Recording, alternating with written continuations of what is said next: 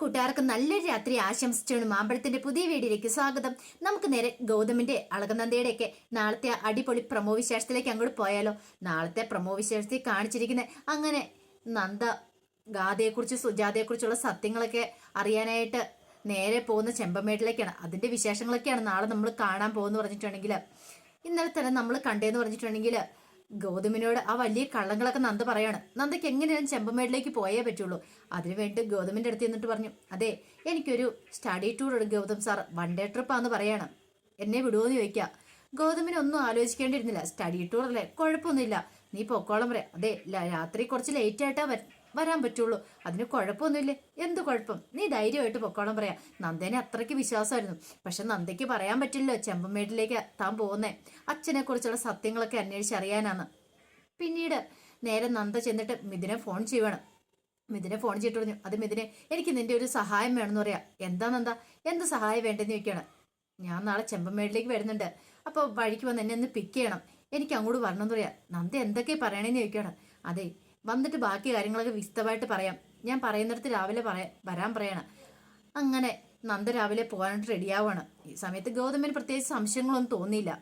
അങ്ങനെ നന്ദ പോവാ. പക്ഷെ മഹേഷിന്റെ ഉള്ളിൽ സംശയങ്ങളൊക്കെ ഉണ്ടായിരുന്നു. ഇപ്പോൾ സ്റ്റഡി ടൂറിനാന്നും പറഞ്ഞ് ഇവിടുന്ന് പോയേക്കുന്നത്. അപ്പൊ അത് സ്റ്റഡി ടൂറിന് തന്നെയാണോ?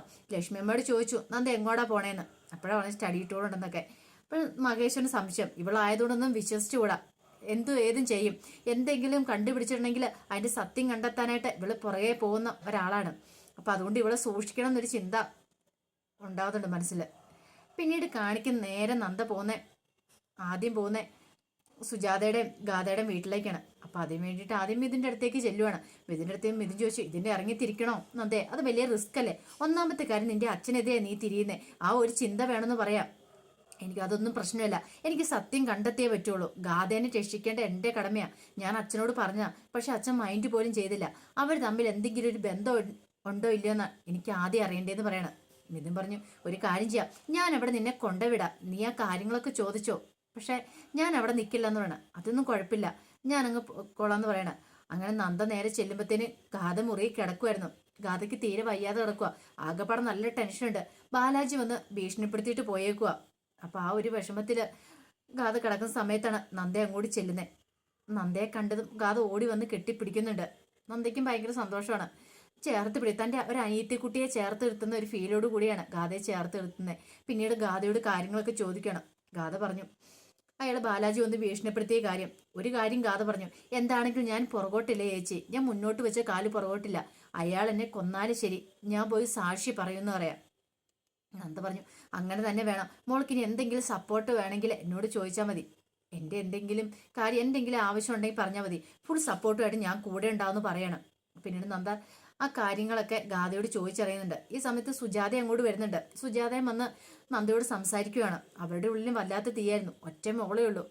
പിന്നീട് സുജാത അങ്ങ് പോയി കഴിഞ്ഞപ്പോൾ ഗാഥയോട് അച്ഛനെ കുറിച്ചുള്ള കാര്യങ്ങളൊക്കെ ചോദിക്കുകയാണ്. പക്ഷെ അതിന് വ്യക്തമായിട്ടൊരു ഉത്തരവൊന്നും ഗാഥ കൊടുത്തില്ല നന്ദയ്ക്ക്.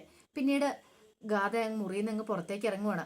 മുറിയിൽ നിന്ന് പുറത്തിറങ്ങി ഞാൻ പോയി ചേച്ചിക്ക് ഒരു ചായ എടുത്തോണ്ടിരുന്നു പറഞ്ഞു ആ മുറിക്ക് പുറത്തിറങ്ങുന്ന സമയത്താണ് നന്ദ എന്ത് ചെയ്യാണ്, അവിടെ വെറുതെ മുറിയൊക്കെ ഒന്ന് നോക്കുവാണ്. പക്ഷേ ഇവിടെ അച്ഛനെ കുറിച്ച് എന്തെങ്കിലും തെളിവ് കിട്ടാനായിട്ട് എന്തെങ്കിലും വഴിയുണ്ടോന്നൊക്കെ നോക്കുന്നുണ്ട്.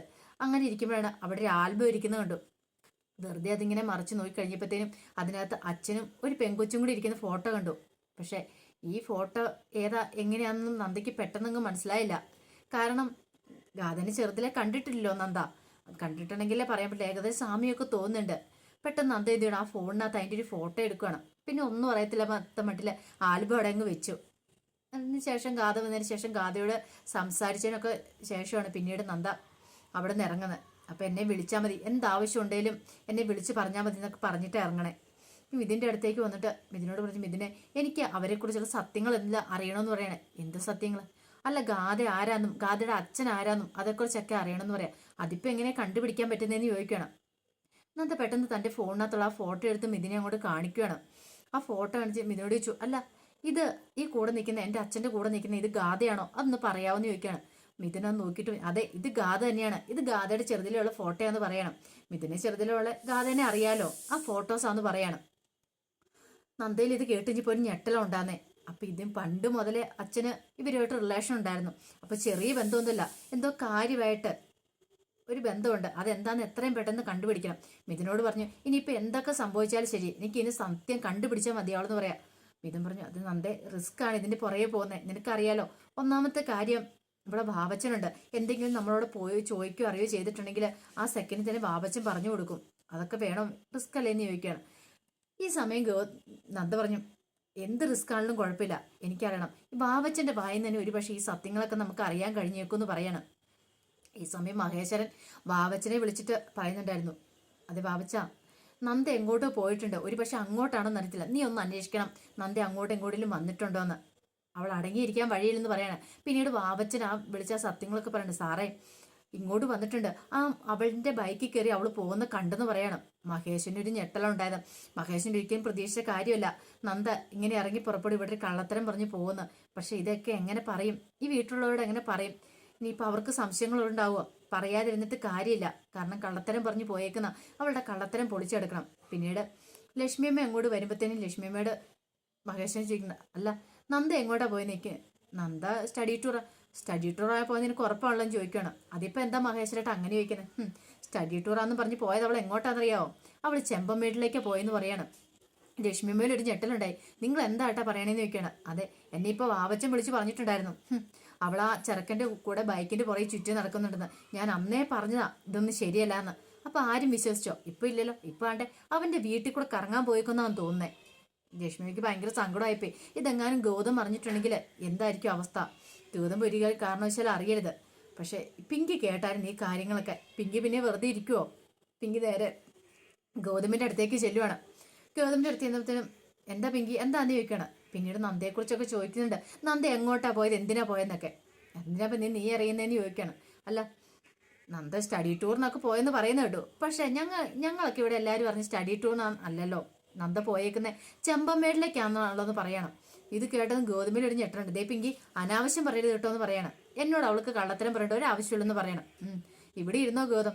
അതെ, അവളാണ്ടേ ആ ചെറുക്കൻ്റെ കൂടെ അവിടെ ചുറ്റിയടിക്കുന്നെന്ന് പറയണം, ആ മിഥുൻ്റെ കൂടെ. ഗൗതം ഓർത്തു, അതെന്തിനാ പോലും നന്ദ തന്നോട് കള്ളത്തരം അവൾ അങ്ങനെ ഒരിക്കലും ചെയ്യത്തില്ല. പിന്നീട് നന്ദേനെ വിളിച്ചു നോക്കുകയാണ്. പക്ഷെ പരിധിക്ക് പുറത്താണ് പറയുന്നത്. ഗൗതത്തിന് ആകെപ്പാടൊരു സംശയമായിപ്പോയി. തന്നെ അവൾ വഞ്ചിച്ചുകൊണ്ടിരിക്കുകയാണെന്നോ എന്നൊരു ചിന്ത വരെ ഗൗതത്തിൻ്റെ ഉള്ളിലുണ്ടാവുന്നുണ്ട്. ഈ സമയത്ത് നന്ദേൻ്റെ ചെയ്യാണ് നേരെ വാവച്ചിൻ്റെ അടുത്തേക്ക് ചെല്ലുന്നുണ്ട്. അപ്പം മിഥുനെയും കൂട്ടി മിഥുനോട് പറഞ്ഞു, എനിക്ക് എങ്ങനെയും സത്യം കണ്ടുപിടിക്കണം, അതിനു വേണ്ടി ആദ്യം ചെയ്യണം വാവച്ചനെ കയ്യിലെടുക്കുക ചെയ്യണ്ടേ. അപ്പോൾ വാവച്ചനെ കയ്യിലെടുക്കണമെങ്കിൽ മദ്യം കൊടുത്ത ഒരുപക്ഷെ അയാൾ സത്യങ്ങളൊക്കെ തുറന്നു പറഞ്ഞാലോ. മിഥുൻ പറഞ്ഞു ശരിയാന്ന് പറയണം. പിന്നീട് അവർ രണ്ടുപേരും നേരെ വാവച്ചിൻ്റെ അടുത്തേക്ക് ചെല്ലുന്നുണ്ട്. ചെന്ന് നേരിട്ട് ചോദിച്ചാൽ ഒന്നും സത്യങ്ങളൊന്നും പറയില്ല. പിന്നീട് വാവച്ചിന് മദ്യമൊക്കെ കൊടുക്കുകയാണ്. ആ മദ്യം എല്ലാം കുടിച്ചിങ്ങനെ ആസ്വദിച്ചിരിക്കുന്ന സമയത്ത് നന്ദ ഇങ്ങനെ ചോദിക്കുകയാണ്, ആ ഫോട്ടോ കാണിച്ചിട്ട്, ഈ ഫോട്ടോയെ കാണുന്ന എൻ്റെ അച്ഛനും അല്ലേന്ന് ചോദിക്കുകയാണ്. ഈ നിൽക്കുന്ന ഗാഥയല്ലേന്ന് ചോദിക്കണം. ശരിയാന്ന് പറയാം, വാവച്ചിന് സമ്മതിക്കാതിരിക്കാൻ വഴിയില്ലായിരുന്നു. പിന്നീട് നന്ദ ചോദിച്ചു, അല്ല ഇവർ തമ്മിലുള്ള ബന്ധം എന്താന്ന് ചോദിക്കുകയാണ്. അത് പെങ്ങളാണോ, പെങ്ങളുടെ മോളാണോ ഈ കുട്ടീന്ന് ചോദിക്കുകയാണ്. ഒരു നിമിഷം നിന്നിട്ട് വാവച്ചൻ പറയാം, അത് പെങ്ങളുടെ കുട്ടിയൊന്നുമല്ല, അത് മഹേശ്വര സാറിൻ്റെ ഭാര്യയാന്ന് പറയാം. ഇത് കേട്ട ഒരു ഞെട്ടിൽ നിൽക്കുകയാണ് നന്ദയ്ക്ക് എന്തും മറുപടി പറയണമെന്ന് നടത്തില്ലായിരുന്നു. നന്ദ അത് ഒരിക്കലും പ്രതീക്ഷിച്ചല്ല. മനസ്സിൽ ചില സംശയങ്ങൾ ഉണ്ടേ പോലും ഇത്രയ്ക്കൊരു ഇതാന്ന് ഒരിക്കലും പ്രതീക്ഷിച്ച കാര്യമില്ലായിരുന്നു. അപ്പോൾ ആ ഒരു അവസ്ഥയിൽ നന്ദയ്ക്ക് എന്ത് ചെയ്യണമെന്ന് അറിയത്തില്ല നിൽക്കുകയാണ്. അതിൻ്റെ വിശേഷങ്ങളൊക്കെയാണ് നാളത്തെ പ്രൊമോയിൽ കാണിച്ചിരിക്കുന്നത് പറഞ്ഞിട്ടുണ്ടെങ്കിൽ ആ വിശേഷങ്ങൾക്കായി നമുക്ക് എല്ലാവർക്കും കാത്തിരിക്കാം കേട്ടോ. ഒരിക്കൽ കൂടി എല്ലാവർക്കും നല്ലൊരു രാത്രി ആശംസിച്ചുകൊണ്ട് നിർത്തുന്നു. നന്ദി.